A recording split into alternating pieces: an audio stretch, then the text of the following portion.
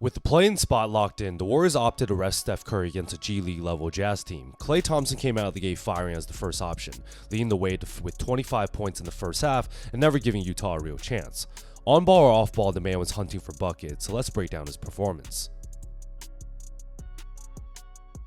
With Klay and Jackson-Davis improving their chemistry, here we have a high pick and roll where the point of attack defender does not ice this and instead tries to jump the screen early.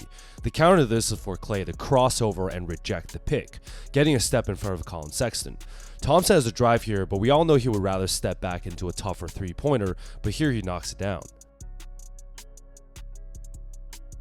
I've made a couple videos about Klay and TJD's chemistry. With the ball on the right wing, Utah is so scared of the triple threat into a pull-up that the defender jumps at the slightest shot fake. Now we have rotations where the big man has to come over and help, but you can also see Jackson-Davis point towards the sky for an alley-oop. This is incredible hang time and balance for the rookie to finish his alley-oop jam. With Thompson firing a couple heat checks early this game, the rest of the Warriors have a job to find him. Dre's got the ball up top looking at a strong side pin down by Chris Paul, but with Klay super hot, Keyonte George isn't really in an aggressive deny position, but he's clearly worried about him using the pick and jumps at the easiest fake. Thompson was just a step ahead, and he's got more than a decade of chemistry with Draymond on this backdoor counter. It's a great pass for an uncontested layup. These next two consecutive possessions, watching Klay for more than a decade, you know when he attacks with his left hand, there's like a 75% chance he'll stop in a mid-range and dribble into a step back.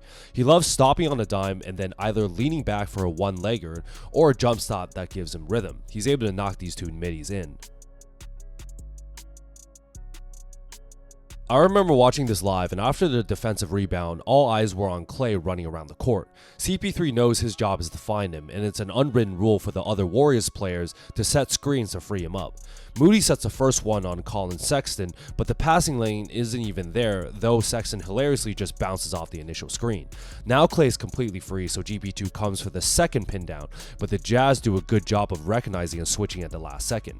Klay misses his catch and shoot. Now, I got no analysis here, but a quick release hezzy pull, and that's a bad shot 90% of the time, but he's too hot right now. With a 20-point lead, on ball Klay is the next move. Double screens for him to attack towards his left, where technically is a better path for right-handed shooters to shoot off the dribble.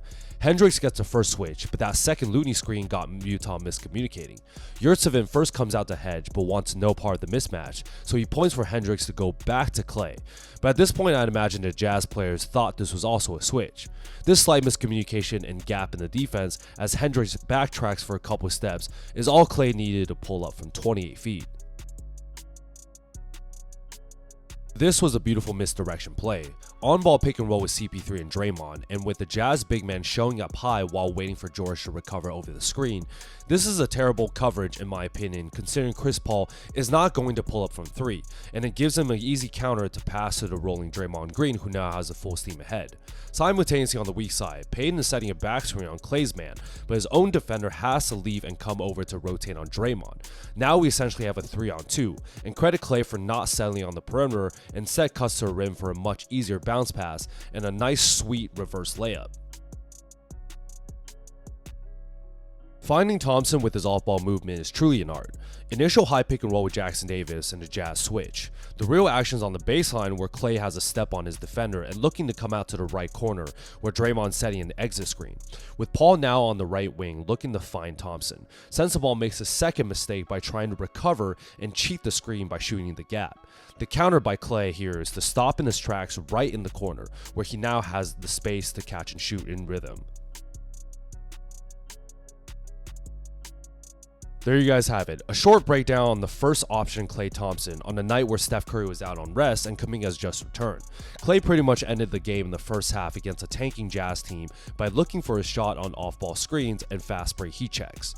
As one of the greatest shooters of all time, the Warriors needed his aggressiveness offensively from the start as they were able to put the defense away early. I know this is not the most impressive victory, but every win counts as the play-in spots are being determined within the next few days. They did not want to have another clutch game and needed to find some consistent momentum, especially at home at Chase Center. Hope you guys liked this quick breakdown and the big game against the LA Lakers tomorrow, so like and subscribe to see more.